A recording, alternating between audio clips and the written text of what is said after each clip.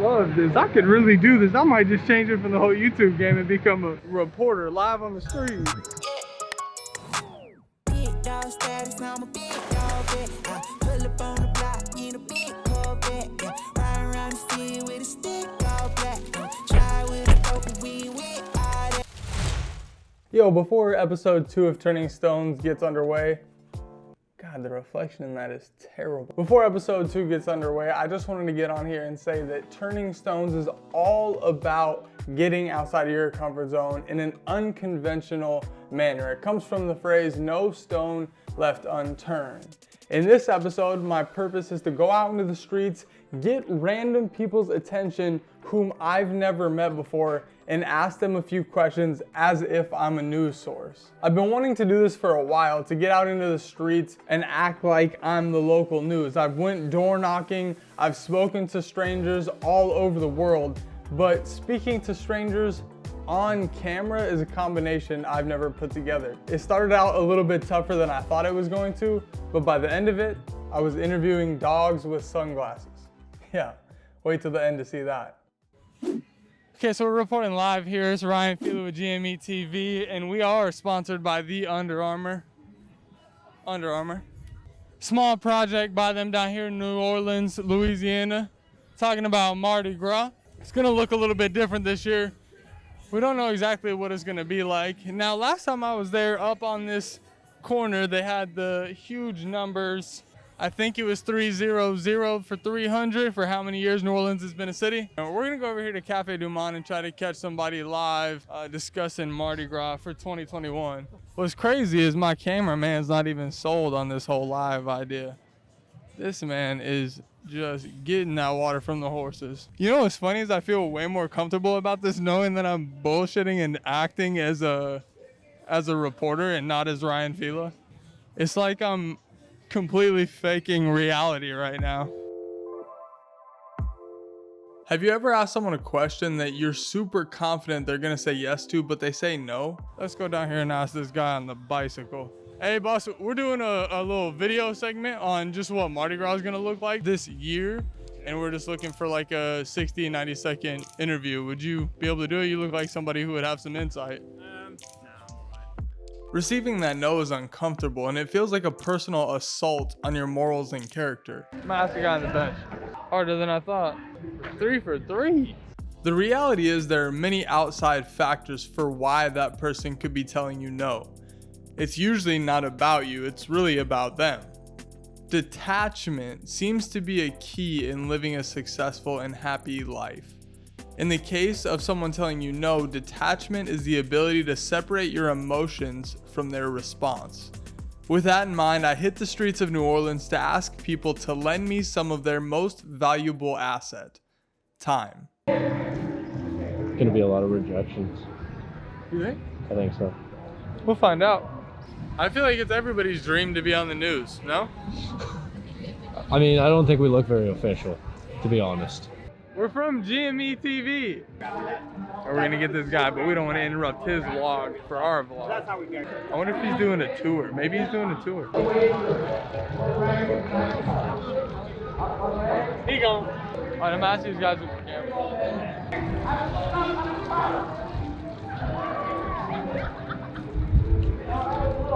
You from here? No, I'm not from here. Where you I'm from from? Chicago. Okay. You've been down here before though, like pre-COVID life? Yeah, like 6 times before. And what's your name? Brittany. Britt. Is that real? You hesitated. My name is Brenda. Yeah, I caught that. Okay. Well, he's gonna let us know when we're live, and then we're just gonna go for maybe 60, 90 seconds. Let me check my stomach again. Good, scoot that way just a little bit. Good? Yeah. You let us know when we're live. Brandon. So what do I expect? What's going on right now? Yeah. Because it's like, it's more dead. It's not really, you don't really feel the Mardi Gras theme. It was just more everything. It was more street vendors. It was more like in your face. Now it's more like calm and collective. Like we just came here for just a regular week. So why'd y'all come down here anyways? The food. This is GME TV. I'm Ryan. This is Brenda. Hopefully I don't get fired for her mask, boss. That ain't on me. And we'll catch you next time. Back to you in the office. Appreciate y'all. Enjoy your stay down here, huh? That's perfect. We had a whole group of people behind the camera. We need behind the scenes pointing at Tyler. You let us know when we're live. Okay, we're live. Yeah, bro, they have no idea. Hey, this is Ryan Fila reporting with GME TV down here in New Orleans, Louisiana, and I got Effie here. She's been here for 5 years, and she's gonna let us know a little bit about how this year is gonna be different in reference to previous years. So with obviously the restrictions for COVID happening this year for Mardi Gras, what do you expect to see in comparison to years previous? I expect to still see the joy that Mardi Gras has. Like, I think that will still be prevalent, but you know, there won't be as big of groups or whatever, but I think that the spirit of Mardi Gras will still be here. Okay, now they did just like lighten restrictions from modified phase 1 to back to phase 2. Do you think they did that just kind of in preparation for Mardi Gras? Yeah, I think they did. I mean, that makes sense, you know, with that. It's a big money driver for the city, huh? And real quick, while we wrap it up, what is the idea of Mardi Gras? Like, what's the whole point? Do you know, or could you educate the people at home? I think the whole point is just to have fun and to let go and be free for a little bit before, you know, we all have to settle back down again. And back to Lent, because that's what it really kicks off. Yeah. Well, that's Effie. I'm Ryan from GME TV, and back to you in the office. You hear me still right here? That was good. Those both went pretty smooth. Yeah. I'm excited. That was fun. That's what I mean. Like, we created that whole thing on a cloud. They were all about it. Brenda, Brittany, that was about it.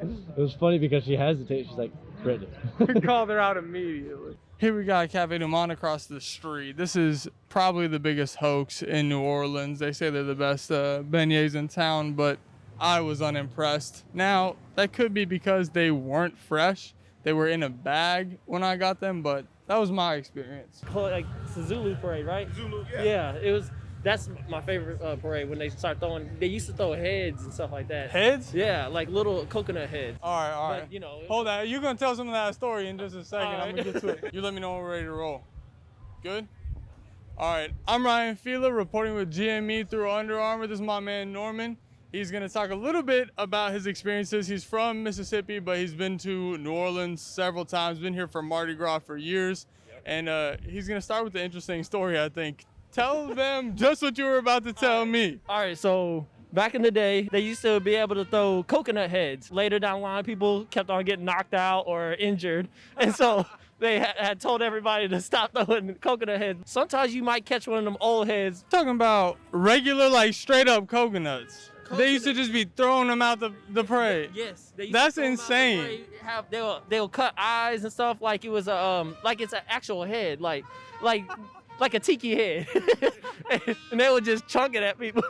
That's crazy. Well, this year they're not doing that parade. Yeah, no. As far as I'm aware, they're dressing up the houses instead of doing the floats. What's kind of been your experience before all of this happened, outside of obviously the coconut heads? Oh, yeah. Just talk a little bit about the culture of Mardi Gras. What do you feel when you come down here? What has your previous experiences been like? Okay, my previous experience has been like it's all but love around here. It's all but unity. Everybody comes together. Nobody comes here for any type of fighting, none of that. It's all about unity, love, and togetherness, and just bringing positivity around this city. So The Vegas of the South mixed with some twang. oh yeah.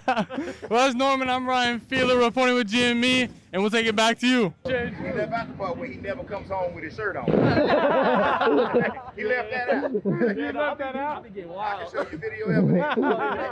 I love this. I could really do this. I might just change it from the whole YouTube game and become a reporter live on the streets. Cause it. I guess you're not doing live. Yeah, maybe you don't feel like it's live, but I feel like it's live because I don't. When I think live, I think one take. When I think like I'm filming something, I could be lazy. I could screw something up. I could be like, you know, I didn't like that. Not when it's live.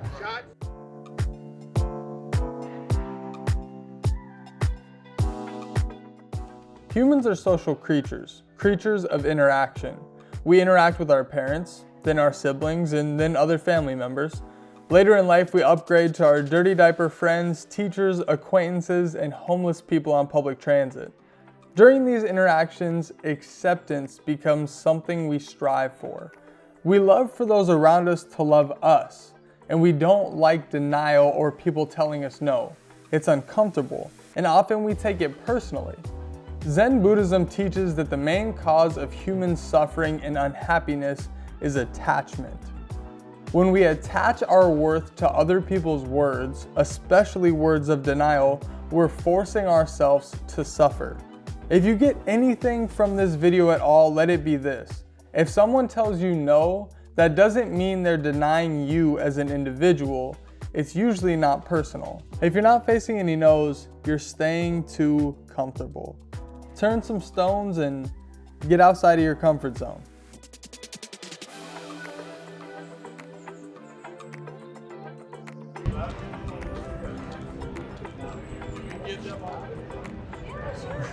Please get the dogs. Where are you from? Originally from Colorado. I just moved down here about a month ago for like a little short time anyway. You'll love it. Down here. You'll love it. Yeah, Are it's y'all crazy from town. here? It's good. We live here part time. Okay. Yeah. We're at outside of that. Iowa. I was just saying, is it Yeah, Iowa? Iowa. Yeah. 50. So you And we're getting more snow up there, so